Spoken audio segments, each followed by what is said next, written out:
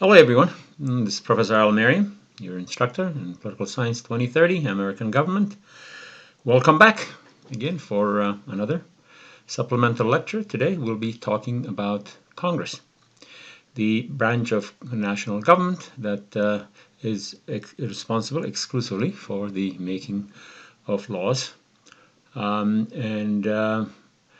Before we get into the subject matter, I'd like to talk a little bit about the objectives of the textbook authors.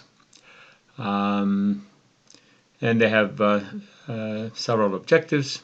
First one is they aim to discuss how Congress represents its constituents, since members of Congress are elected in either single member districts or even from states as senators. How do they actually go about representing their constituents? And the textbook covers a range of issues in which members of Congress participate. Then the authors discuss the role of staffers in the committee system. Staffers, of course, are very important in the legislative process because we have 435 members in the House and 100 senators, and they cannot do all the work, the enormously complex and difficult work of legislation and related activities, and therefore they need expert staffers. And of course, in a committee system is the workhorse of Congress, and textbook talks about that. And the textbook aims to present to you the legislative process, which it does reasonably well, and then discuss congressional oversight functions. So the textbook, in my view, covers the basic material on Congress reasonably well. And in the supplemental lecture, I aim to focus principally on the legislative process, how it is that Congress goes about making laws. And keep in mind, we've touched upon the powers of Congress when we discussed the Constitution in Chapter 1. And there we learn that Congress has the single and sole duty of making laws. That's all they do. Well, how they do the lawmaking is what we call the legislative process. And my focus in this lecture will be principally on the legislative process. We've also discussed Congress in the context of our discussions on political parties and elections. So there's a lot of material that the textbook discusses, which I'm not going to repeat because most of it either we have discussed or is covered reasonably well in the textbook. Also, in the second part of this supplemental lecture, I will be talking about the California legislature. If you recall, in the first part of the course, in the introduction, I mentioned to you that this course requires students to be familiar or be introduced to the institutions of national government, but also state government. And because of the simple sheer size of the material that is available, it's impossible to have both California government and the national government going hand in hand. So we have to make some decisions, and so we will incorporate the three branches of California government and the California Constitution in our discussion of the national three branches of government. Also, I wish to remind you that I have posted a very short PDF document on the three branches of California government, and I invite you to review that as well. Now let's look at the institution of Congress. Of course, Congress is the first branch of national government created in the Constitution.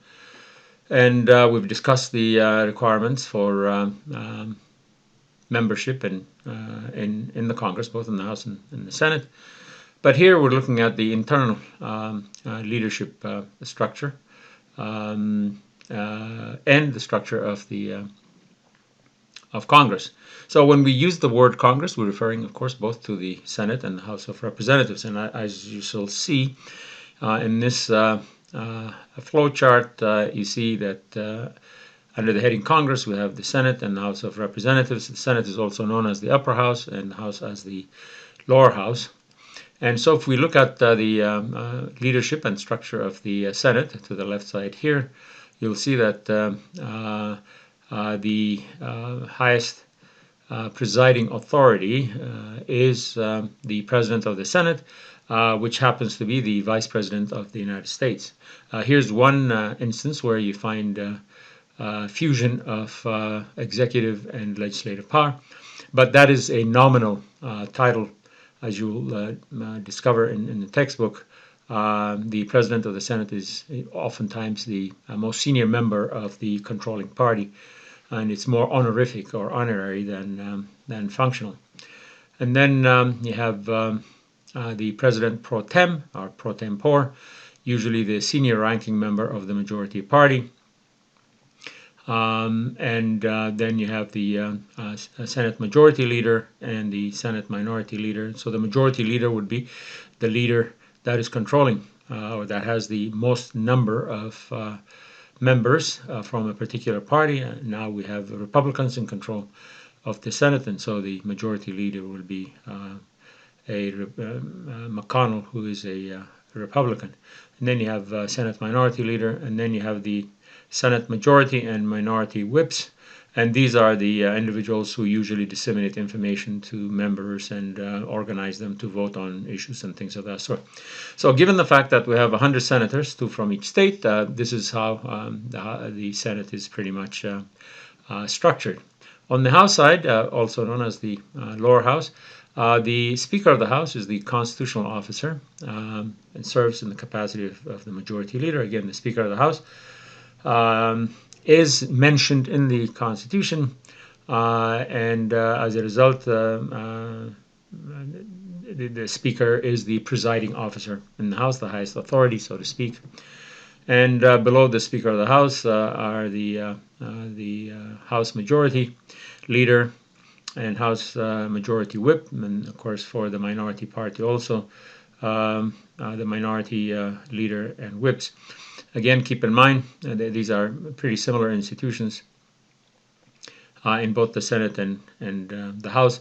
But of course, in the House of Representatives, we have 435 members elected proportionally, and therefore the operational aspect of the House is going to be much different than the Senate, which has only 100 members.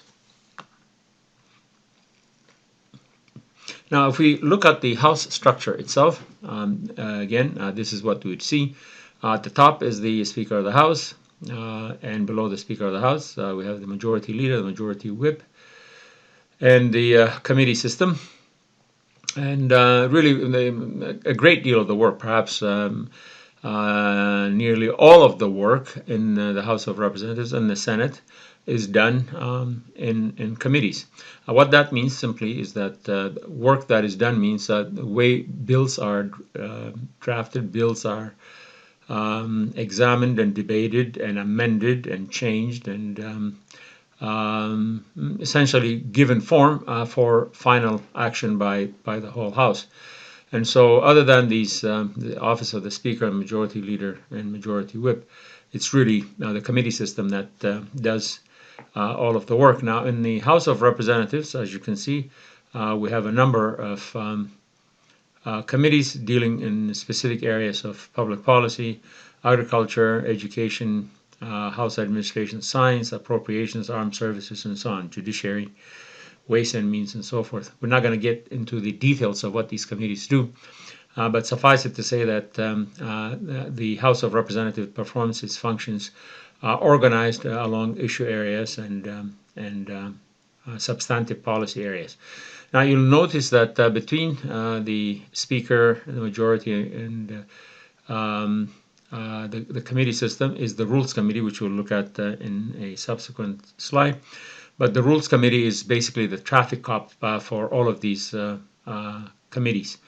In effect, it's the Rules Committee that kind of governs the functional operation of the committees, particularly once a bill has been worked on in a committee and referred for floor action. Now, if we look at the Senate structure, you find similar committee organizations, and you will see that the Senate has a committee on appropriations, armed services, commerce, science, banking and housing, energy, health and education, and so forth, right down to foreign relations and the judiciary and rules and administration and so on. Again, the 100 senators are organized among these committees, and that's how they work on legislation coming or initiated in the Senate or channeled from the House into the Senate. They are directed to these committees, and these committees that will work on them and then prepare them for floor debate and action. As I said, I'm going to focus principally on the legislative process, and that is how a bill becomes a law. If you recall, the Constitution under Article 1 prescribes a certain way of legislation or lawmaking, and that is the bicameral requirement, which the textbook talks about as well. But the legislative process mentioned in the Constitution, of course, requires that each House act independently on a bill, on proposed legislation, and then the two houses come together and formulate a single bill. And once they have taken bicameral action on that, they present it to the President, who then will have an opportunity to sign, veto the bill, or simply ignore it, and there are different consequences associated with that, but that's what we're going to focus on here.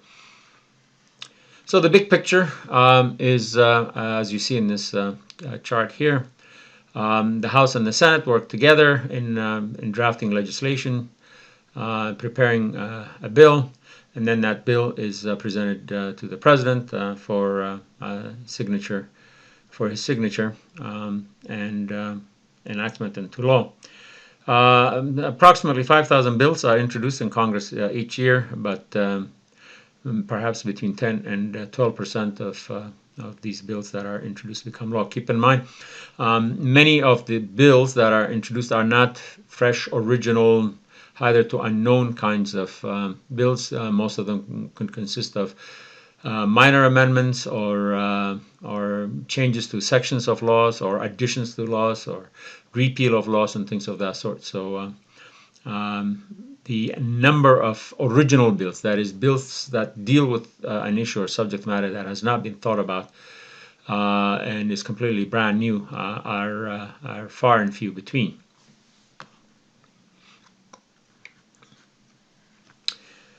So a bill, which is basically a formally prepared document, we'll see below, can be introduced in Congress only in a number of ways. The only people who can introduce a bill, that means they take the formal action of preparing the bill, the document, and putting it in the official formal legislative process, are members of Congress only, or meaning House Representatives or senators. But the ideas for bills can come from a number of sources. The executive department, including the president, for instance, who presents the annual budget for the country, prepares ideas for a bill, and that bill is sent to either house, and then a member or members of the House or the Senate will do the formal introduction. Members of Congress themselves can come up with an idea, and that idea will then be drafted into a bill. Could also come from an interest group, could be individuals, could be constituents, could be any number of sources. But the idea is that when a bill is introduced, usually it will either introduce something new, a new law on a particular topic or subject, or it will oftentimes, more likely than not, will be a change to an existing law, and that would be in the form of an amendment or a change to some existing law, because either it's ineffective or it needs to be updated, or it needs to be clarified, or whatever the reasons may be. That would be more likely the general tendency in the preparation of bill. Here's a sample U.S. bill for you. So a bill is a special kind of a document that meets certain kinds of formal requirements set by rules in the House or the Senate. In other words, a member cannot just simply jot down a few ideas and put them on a piece of paper and then say, okay, here's what I want passed.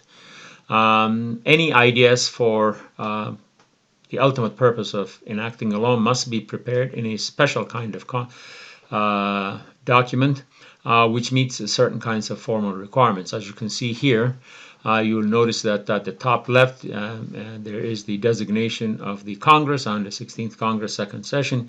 The HR stands for House Resolution, and then there will be a number that will be the special identifying number for that piece of legislation, and no other legislation will have that, at least for the duration of that congressional session. And as you can see above that, there's the original signature of the member. And below the HR, you'll see a short description of what the law is about. Here it says making emergency supplemental appropriations for the year ending September 30, 2020, and for other purposes. And below that, it specifies the House of Origin, which in this case is the House of Representatives. And below that is are listed the names of the sponsors or the person who introduced the bill and others who may also co-sponsor that bill. Here it says Mrs. Lowy for herself and Mr. Engel, etc., introduced the following bill, which was referred to whatever committee it may be. And so below that, you'll see the formal designation says a bill, and then it states what the purpose of the bill is. You'll also notice that the bill is numbered to the left there. So each line has a number associated with it, along with a designation, a short title, a section, and other designations. If I had displayed the entire bill, you'd see different parts of this bill as well. So the important thing here is for you to understand that a bill is a very formal document, and it is done in a very careful and calculated way. And the reason for that, of course, is that writing a bill must be done very carefully, because once that bill becomes law, it ends up being implemented, and during implementation a lot of questions can arise, including challenges to what the word means, or what Congress intended with a phrase, or what the provisions are, and things of that sort. So the language has to be very clear, and it must be drafted in such a way as to minimize ambiguity and confusion. Now, if we look at the structure of a bill, which we saw a little bit in the previous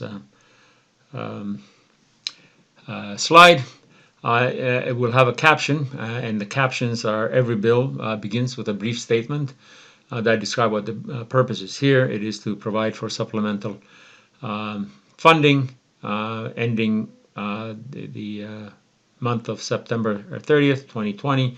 And so that's the caption of it. And then you'll have different sections with capital S or capitalized, and then smaller sections. These sections, by rule, must contain certain kinds of information about the bill.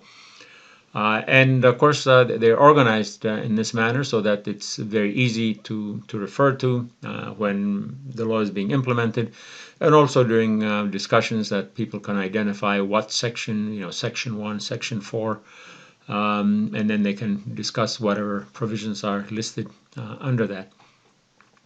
So bills also have articles, and be divided into various articles. So it would be Article 1, Section 1 or 2 or 3 or whatever it may be.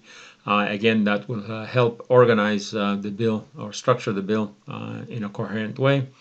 And of course, each line is numbered along with the page numbers. And generally, when the bill is drafted by the Legislative Council, they format every line so that the discussion can proceed efficiently during committee or even during floor debate, and just say on page such and such, line amending line 7 through 9 with the following, and so on and so forth. So that's the element of structuring a bill. As I said, where do ideas for bills come? Again, they come from many sources. Legislators are, of course, one source. Although, keep in mind, you have 100 senators and 435 members of Congress. How many possible bills or laws can they sit down individually or on their own or even with their staff and draft? Not too many. And so they rely on external sources of ideas for bills. Again, as I mentioned, could be constituents, people in their district saying we need a law for this or that. There are businesses, oftentimes also in their districts or in their states, who want certain kinds of legislation passed, and so they will either draft legislation and provide it to their senators or members of the House. And that way, the members of Congress will have the essential aspect of the bill. Again, keep in mind, members of Congress are not experts in every field of public policy, and so in certain areas, particularly that impact their constituents and their districts, the businesses and the constituents know more about the problem than they do, and so they prepare a draft bill for them. Government agencies are another major source of legislation. There are many federal departments and agencies, and they implement the laws, and oftentimes they have difficulties with the laws, and so they propose amendments and they propose ideas for new laws, and they become sources of draft legislation also. There are many professional associations, doctors, lawyers, engineers, accountants, and so on, all of them impacted. We discussed a little bit about this in our discussions on elections and political parties, how interest groups try to impact members of Congress through direct lobbying or through direct advocacy and so forth.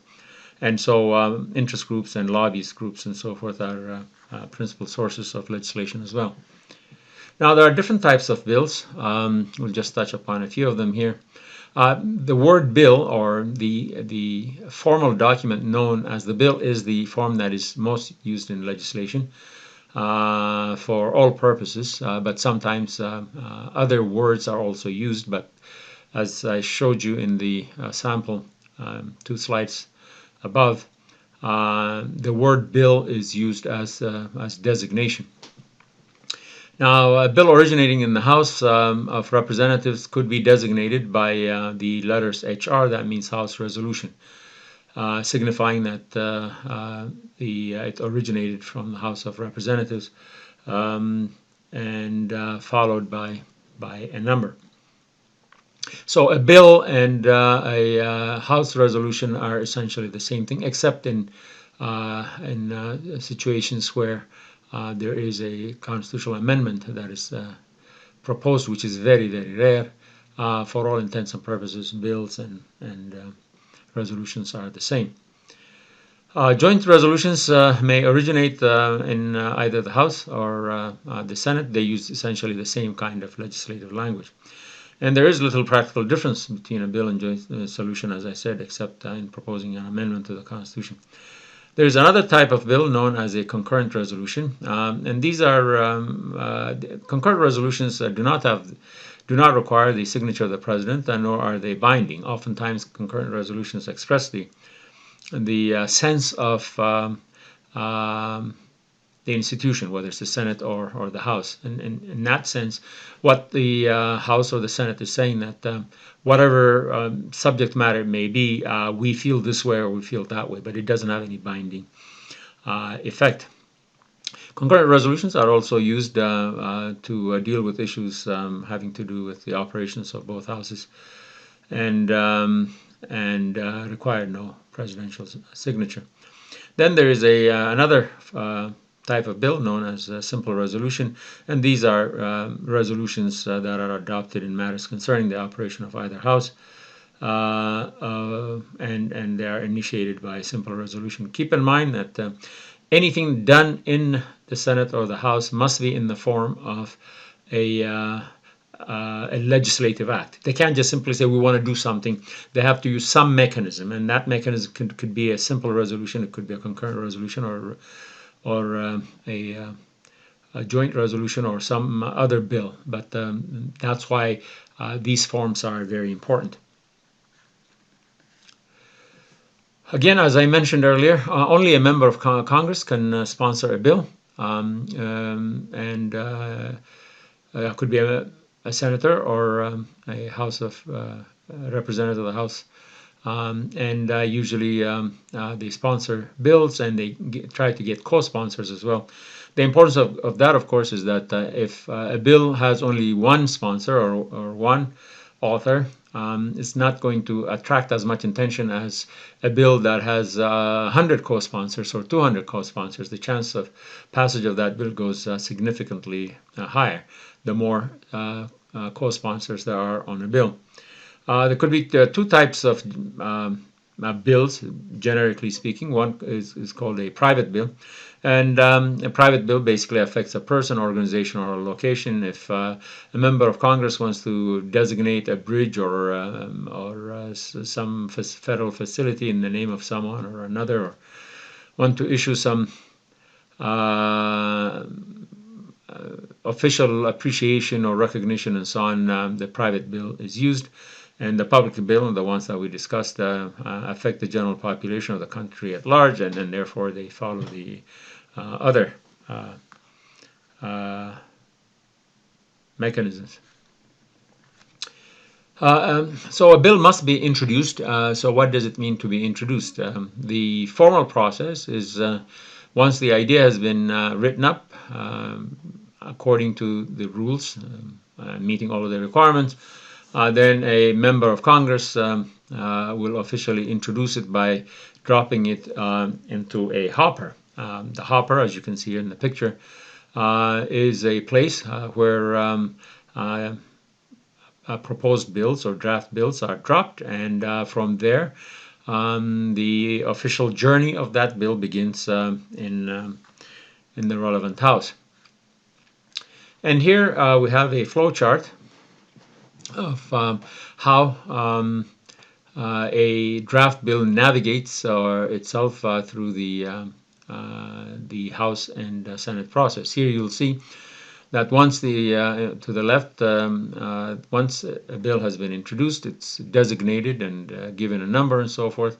It is sent to a committee or desk or for calendaring, and then the committee will take up action on that bill, which we'll get to a little bit. In the textbook discuss that in some detail as well.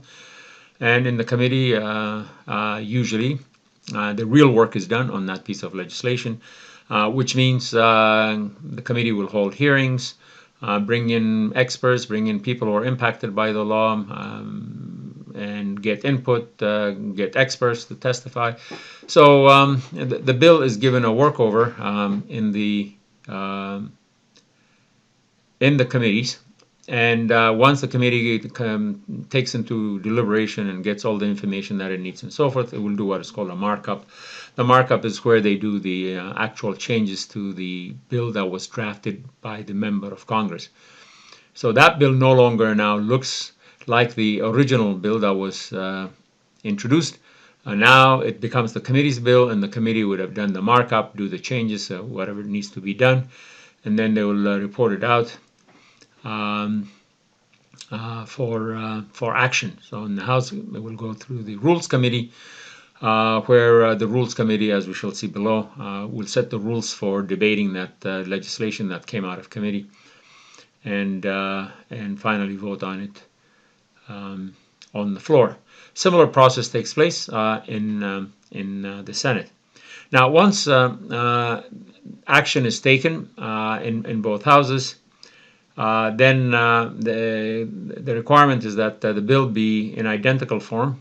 You cannot send the president two different bills. It has to be one bill from Congress, and so they will have a conference committee to look over the legislation passed in the House and the Senate, and then they will resolve the any differences that they may exist, and they will vote on that, and that will be the final legislative action that takes place before it is presented to the signature to the President for his signature.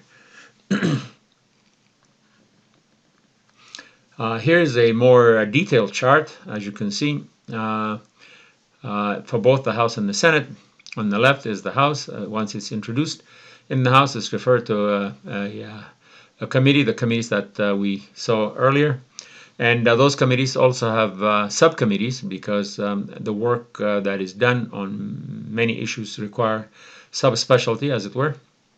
And so, for instance, the Appropriations Committee has 13 subcommittees, because there are 13 federal departments that they have to deal with. And each subcommittee will study the budget, or whatever it may be, and they'll report back to the full committee, which then sends it to the Rules Committee, to floor action, and then to House debate, for floor debate and final action. And as you can see, a similar process takes place in the Senate, except that they do not have a Rules Committee. And we'll talk a little bit about the Rules Committee below, because just as a quick point, because the Senate has only 100 members and the House 435 members, conserving time and efficiency is very important in the House, and that's the critical role that the Rules Committee plays. It sets time limits and number of amendments that can be made, and basically define the terms of engagement on the floor for that bill. But in the Senate, because there's so few and debate is unlimited, it's a different process, and the book talks about this in some detail. Now, a slightly different process here for the U.S. budget. As you can see, the White House budget is a very important part of what Congress does, because they have to appropriate money to run the government, and so it has a special process here. So once the White House proposes the budget, because that's an executive function, it is sent to the budget committees of both houses, and then it goes through the House and Senate floors, and they have a budget conference committee, and as you can see, it goes through subcommittees and different committees dealing with different kinds of budget issues, because the federal government is so large and so complex. Now, what happens in committee? Well, once a bill is in the committee, a lot of things happen. In fact, everything that could possibly happen, I would say 90% of it, except perhaps for what happens, at least insofar as House bill is concerned, in the Rules Committee or on the floor, much of the work, much of the changes, much of the debates and analysis and so forth is done in the committees. And so once the bill has been referred to committee, the committee will study the bill, they will debate it, they will have hearings, they will engage experts, they will do whatever is necessary for them to be fully informed on the subject matter. And then at the end, they will mark it up, having the benefit of new information and so forth. They will make appropriate changes. And once that is done, the marked up bill is then referred out, either to the Rules Committee in the House or to the floor of the Senate. So a great deal of the work that is done in committee is also done in the public, and that's why we have a lot of open hearings. But hearings can also be private hearings if there are sensitive matters involved. But generally speaking, it's open government rule that things are open to the public, and oftentimes they're also televised. Now, several things can happen to a bill. At the end of committee deliberations, it may be voted out and approved and reported favorably, meaning that there is sufficient number of votes in the committee to approve the bill and send it to the floor, and that's what we call reported favorably. Or a bill may be amended or changed and also reported favorably. So The committee may make minor amendments or changes or major changes and so on, but the outcome is that it's still favorably reported. The chances of passage increases with a bill that is favorably reported out of committee. Or the bill may be rejected and reported negatively. That means oftentimes they didn't get sufficient number of votes in the committee, and when it's voted out negatively, that's called a do not pass. And it's very unlikely that a bill will pass if it's reported out as do not pass. Or the committee may redraft the whole thing and report out a new bill, or just ignore it and let it sit in the committee. That's called the bill dies in committee. No action is taken. It just simply dies on the vine. Now, from time to time, if a bill is stuck in a committee, particularly in the House, there is something, a procedural action that can be taken called a discharge petition, and that is the sponsors of the bill may get the signatures of 218 members, which is the majority of the full House, and if they can do that, then the bill will be reported out of committee whether the committee likes it or not, but that's very, very rare. Now, once a bill has been reported out into out of committee in the House of Representatives, it's sent to the Rules Committee. And the Rules Committee is very important because the Rules Committee controls the flow of business, as it were, for floor debate and vote. So the Rules Committee controls the calendar for the House. When is what bill going to be debated, for how long is going to be debated, how many amendments are going to be allowed. All of these kinds of things will be decided in the Rules Committee. So Rules Committee is very, very important. If the Rules Committee issues favorable rules that will allow for longer time debate, for more amendments and so on, that could influence the outcome of the bill. Or if it restricts that, then the chances that the bill will pass will also be limited. So the role played by the Rules Committee is very important. And as you can appreciate, when you have 435 members, unless you have some very strict rules about time conservation and time use, nothing could possibly get done in the House of Representatives. Of course, there are people who say that today nothing gets done anyway. So we can think of the Rules Committee as the traffic cop of the House. They will decide if the bill may be changed, amended during debate, and they could attach any number of rules to the bill. A bill may be sent to the floor on an open rule basis. That means any member of the House can offer an amendment, or it could be sent out on a closed rule, which means no amendments can be made except by a unanimous consent. Everybody agrees. Or it could be subject to a restrictive rule, which allows only certain kinds of amendments to be introduced, but not others.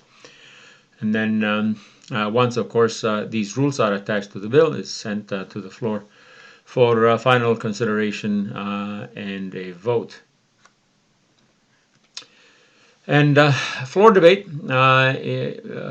basically means that the members who introduce the bill will discuss the merits and benefits of the bill. They will discuss, they will urge the members to vote for the bill. They will try to convince them. And so the part of the debate is this ongoing discussion. Usually a quorum is required for a floor debate. That means a bare majority of the 435 members. In this case, it's 218 would be required, just 50% plus one. But the committee, the House also can resolve itself into what's called the Committee of the Whole. So if there are 100 members present, then they can put a motion to resolve the House into a Committee of the Whole, and then they can take up issues just as well. Again, when you have 435 members, time is of the essence, and so debate time is strictly limited. and following debate, of course, the bill is ready to be voted on. Now, there are 4 types of votes that can take place in the House. Could be a voice vote, in which case members will indicate their approval or disapproval by saying aye or nay. And on most issues, routine issues, that's how they will go about doing it. And the speaker or the speaker pro tem will get a sense and will say the ayes or the nays win or have it. And if there's, of course, any question, you can take a recorded vote as well. But generally, because it's a bit time-consuming on routine matters, they do a voice vote. There's also a type of vote known as a division vote. It's very rare, but in a division vote, members of the House supporting the pro and con will stand in different sections, and they will be counted. Of course, with modern technology, there's a computerized or recorded vote, and that is electronically recorded, and that is done very swiftly, and oftentimes you'll see members scurrying from their offices just to record their votes. Then in the Senate, we have what's called the roll call. Each senator's name is called and asked to indicate whether they support or do not support the bill. And of course, in most instances, a bill requires 50% plus 1 to pass. And once that happens, it's given a final reading and voted out. So the House bill, once it completes its journey in the House of Representatives, it is sent to the Senate and vice versa. So this is a bicameral process. And in the Senate, it goes through the same process. It's read, studied, debated, and so forth. And they will also act on it in the Senate, having taken the House bill. And they may vote on it and approve it favorably, or they may change it, amend it. They may reject it. They may report it out negatively, or they might come up with a new bill. Because once the House refers that bill to the Senate, it effectively becomes the Senate's bill, and they can do whatever it is that they want to do with it, and in fact it becomes a brand new bill in the Senate.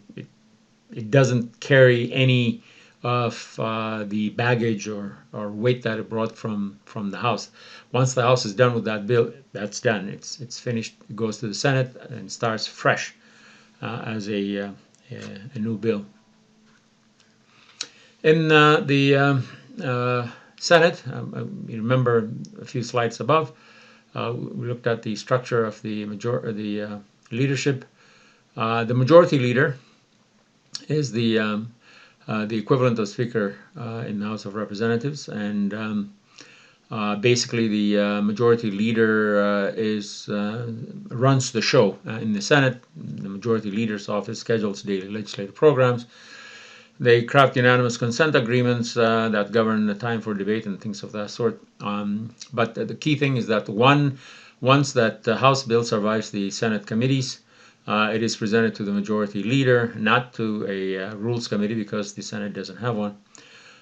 Then it is up to the majority leader when to bring that issue for a floor debate.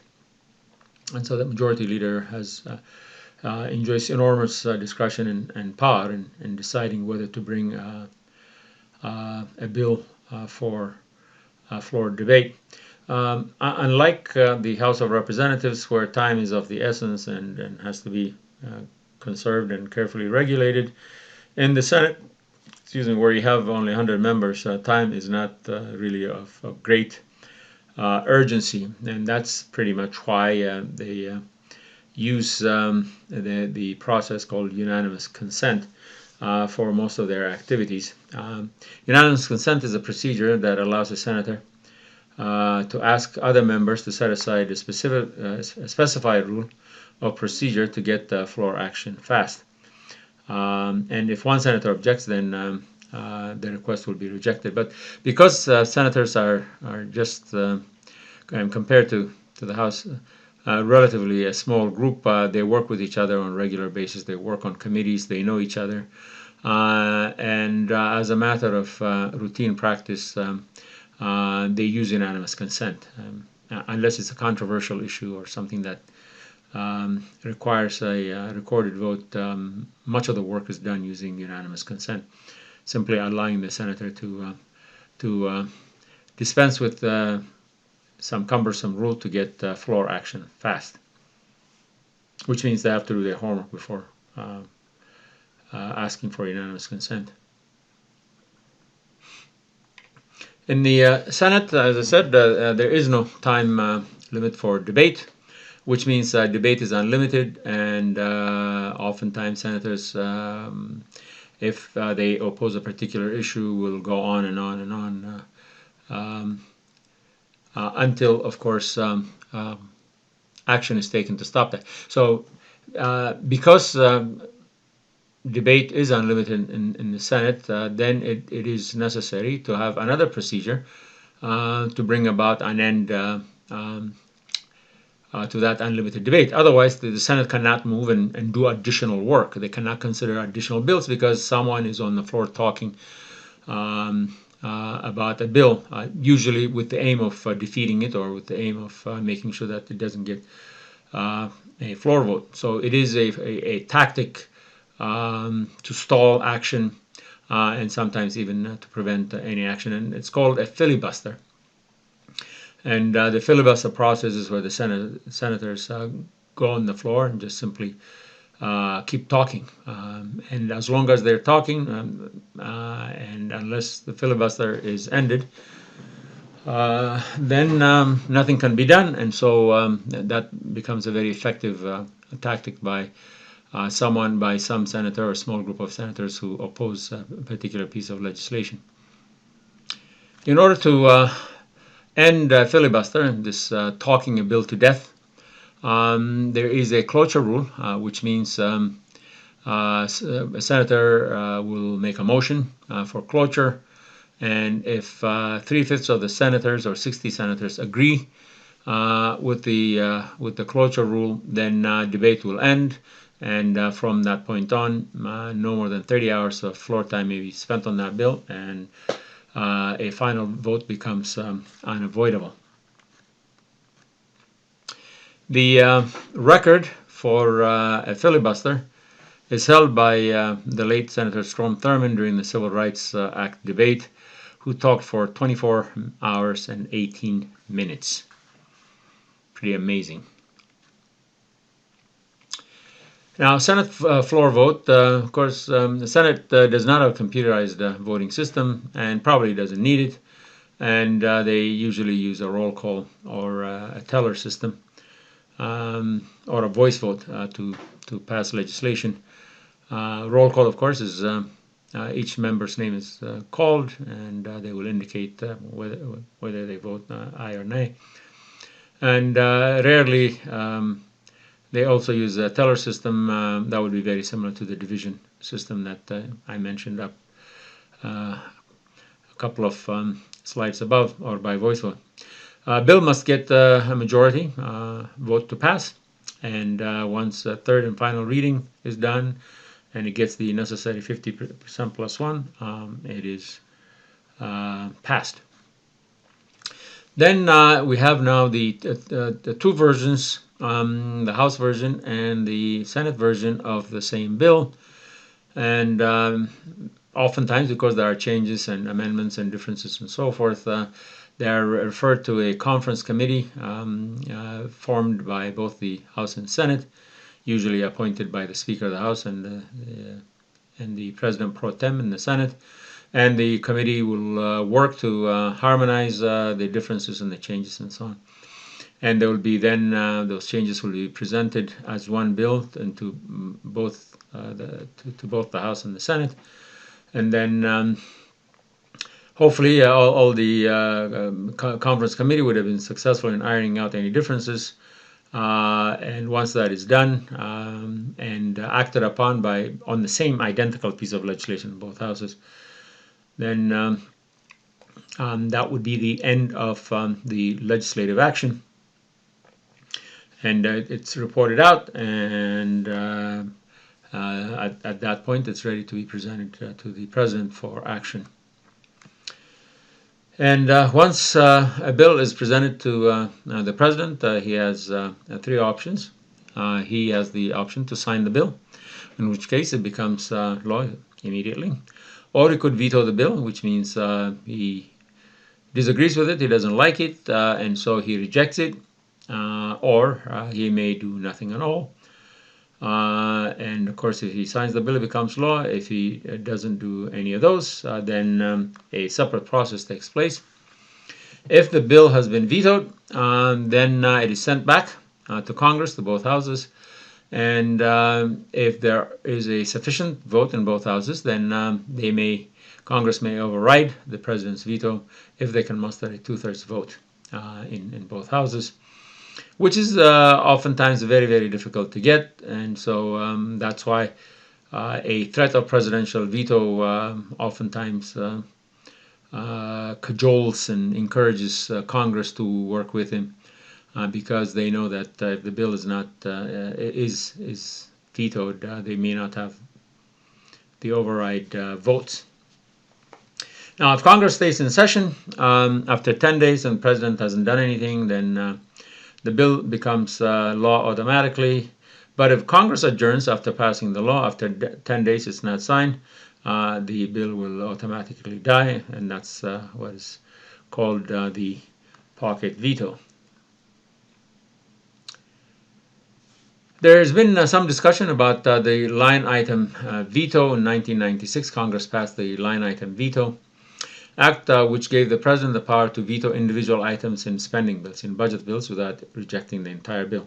The veto power that the Constitution grants the President now authorizes him to veto the entire bill. It doesn't allow him, if there's one part of the bill that, or one section of the bill that the President doesn't like, he cannot excise that out and say, I will approve the rest of the bill except this one piece. With respect to spending bills, because there were problems with deficit spending and so on, the Congress decided to give the President what's called line item veto, so he can go and simply cross out expenditures that he thought were excessive or unnecessary. But the Supreme Court, in a case called Clinton versus New York, rejected that in a 6-3 vote. The Supreme Court struck that law unconstitutional, essentially arguing that the Constitution does not give the President a line item veto powers. It just gives him the broad veto power either to accept or completely accept or completely reject the law, and therefore that line item veto law was declared unconstitutional. Let's talk a little bit about congressional redistricting before we conclude. Of course, redistricting is very important. That's how we determine how many members of Congress each state will have, and because there is a population shift, oftentimes, and people moving from one part of the country, one part of the state to another, and so forth, redistricting is necessary. So redistricting is the process of redrawing district boundaries, congressional electoral boundaries, when a state has more representatives than districts. So redistricting occurs every 10 years with the national census, and this year, you may recall, and you may have even completed the national census, that's the way we determine how many people live in what area, and depending upon where they live, that's how a determination is made. The U.S. Constitution requires congressional seats to be reapportioned among the states after each decennial census. So every 10 years, the Constitution requires that the congressional seats be reapportioned, which means there are 435 seats, and if, for instance, more people are moving to California, then California is likely to get, if they meet the minimum requirements, will get additional seats. And if more people are moving, let's say, out of Minnesota, Minnesota could lose a seat. And that's what the reapportionment process is all about. And that is because a ruling in the 1960s by the Supreme Court, which required that each U.S. House district have equal numbers of people, and any state with more than one district must just adjust its district lines. And so that's what the redistricting process is all about. The redistricting is done by state legislatures and governors who redraw the boundaries of the U.S. House districts, although Congress has the right to regulate and modify state plans. But this is a very controversial and hot issue because whoever controls the state legislature also tries to control the redrawing of the boundaries. And so if Republicans or Democrats control the legislature, they will redraw the lines in such a way as to benefit